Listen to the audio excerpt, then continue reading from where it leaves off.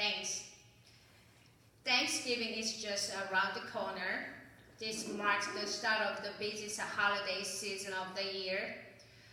Many of us may have been busy grocery shopping for Thanksgiving meal, preparing family gatherings, and planning for visiting families who live out of town or out of the state, thinking about what you want to buy on Black Friday, starting to collect a Christmas gift for your family and friends, and decorating your Christmas trees and so forth. We also started decorating our sanctuaries for Advent and Christmas cantata, and will be completed this Wednesday. All of these moments keep us excited, but on the other hand, they keep us distracted too. So many things require our time and attention, which keeps us from paying attention to the most important thing of this time of year.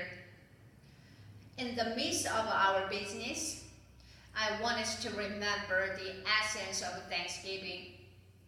What is Thanksgiving about? As we know, the first Thanksgiving was celebrated by pilgrims with the Native Americans who helped them to survive in their hard time after the first harvest. Looking into their situation at the time, they didn't seem to have reasons to be thankful. After landing in America, they had nothing but difficult times in their lives. They had no enough food and shelter, even in severe winter. Many of them died of starvation and illness. However, they gathered in thanksgiving for God's mercy and blessing in their first successful harvest. This is what God wants us to do. So on this Thanksgiving, we should focus on giving thanks to God for what He has given to and has done for us. And right after Thanksgiving, Advent will begin. So we should prepare our hearts for Christ's coming with joy and hope too. So today I would like us to think about how we can focus on God during this busy holiday season. How can we stay in the presence of God in the midst of our business and distractions due to many things that are demanding our time, energy, and attention? So what is the best way for us to stay connected to God during this busy season? Today's text, Psalm 95, reminds us of a deeper way to stay close to God at any time of our lives. That is a joyful, grateful, and musical worship of the Lord. Psalm 95 is very familiar to us as it is often used as a call to worship. In the first 7 verses we read this morning, there is a threefold call to worship. It begins with the phrases, "Come, let us sing. Come, let us come into His presence with thanksgiving. And come, let us worship and bow down. Let us kneel before the Lord our Maker." These "come, let us" phrases invite us into worship with clear instructions. Why does God continually invite us to worship? I am reminded of God's purpose in creating us. We are created to praise and worship God in spirit and truth, and for God's glory. Psalm 95 gives us ideas about whom we worship, why we worship, and how our worship should be conducted. The word worship comes from the two old English words, worship. It means ascribing worth to someone. Christians ascribe worth to God. Our God is worthy. This is a reason of worship. We gather together to worship in light of who God is. In verses 3 through 5, the psalmist is telling us how great our God is. God is the king above all gods. God is the creator who created all things. And God is the sustainer who maintains all his creatures. God has been, is, and forever will reign over all things as king. He has a sovereignty over all his creation. Looking at nature around us, we are overwhelmed by its wonder. It is not hard for us to imagine how great our God is, but we easily forget about it. Sometimes we even make our great God smaller or more manageable in our lives by limiting God's power, God's love, and God's grace, God's knowledge, God's wisdom, and so forth. So today I want you to think about how big your God is. The psalmist even depicts our great God as a rock, the source of salvation. Here, rock represents a place of safety.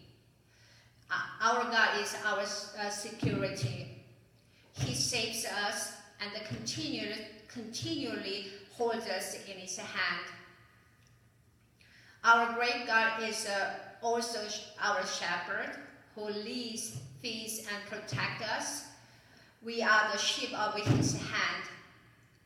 This shows that our sovereign God is also a personal God who has a personal relationship with us. All these different depictions of God affirm how great he is and why he is worthy of our praises. So the psalmist invites us to worship 3 times for joyful singing, thanksgiving, and humility, obedience.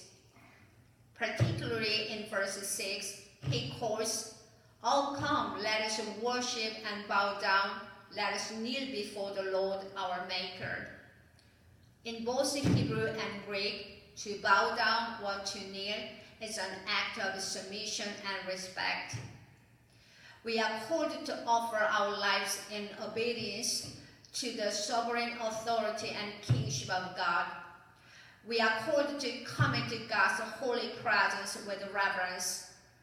We are called to worship our Maker who created us in his own image. So we already have a very personal and special relationship with God. Our relationship should involve all that we have, our hearts, minds, souls, and strengths. In Deuteronomy chapter 10:12, we are required only to fear the Lord, our God, to walk in all his ways, to love him, to serve the Lord, our God, with all our hearts and all our souls. We should respond to worship in the same manner. Michael Morrison, Dean of Faculty and Professor of New Testament at Grace Communion Seminary, says, "Our hearts expresses itself in words and songs. Our minds is active when we want to learn what God wants us to do. And our bodies and strengths are involved when we obey and when we serve." God wants us not only to worship, but also to worship him in spirit and in truth. In other words, God wants us to worship him with the spirit, a heart that is right toward him, and worship him in truth by believing the messages of his great love for us. He even allowed his only Son Jesus Christ to die on the cross for our salvation. God wants our worship to be solely focused on Him, not us. Our worship should be all about God, not all about us. Sometimes our worship is all about us if we focus too much on what we like and what we don't like. God wants our worship to affect our entire life, our words, our thoughts, our attitude, and our action through submission to Him. Personally, I like worship services because it is a place where I can connect with God, our great God. When I was in Korea, I desired to attend worship services at least 3 times a week. It is a safe and sacred place for me to be myself. It is also a place where God speaks to me, comforts me, strengthens me, and heals me. In worship, I confessed my faith to follow Him until I die. I experienced the healing of my vocal cords and received many answers to my prayers. God met me in many different ways in worship services. God wants us to have a more fulfilling life by finding a deeper sense of meaning for our lives in worship. But it is your choice whether you respond to God's call to worship or not. In verses 7 and 8, the psalmist says, "Oh, that today you would listen to His voice, do not harden your heart." This statement is a call to obedience. We cannot respond to God's call to worship with a hard heart. If we truly believe that God is worthy of our praises, we will be willing to listen to God and to walk in all His ways in response to a worthy and sovereign God with a humble heart. God is our shepherd. We are the sheep in His hand. When the sheep listen and obey to the shepherd, the sheep are led to green pastures and beside the quiet waters. Like the sheep, our worship should be responsive to God's call. Response is not just singing hymns, saying a prayer, listening to a sermon, and giving an offering, but also experiencing the presence of God during the worship. God always reveals Himself when we worship and expects us to focus on Him and express ourselves genuinely in response to His call. God wants to meet us in a deeper way and maintains a closer relationship with us. So today, I encourage you to respond to God's call to worship with joyful singing, thanksgiving, and humility, so that you encounter our great God in worship. Amen.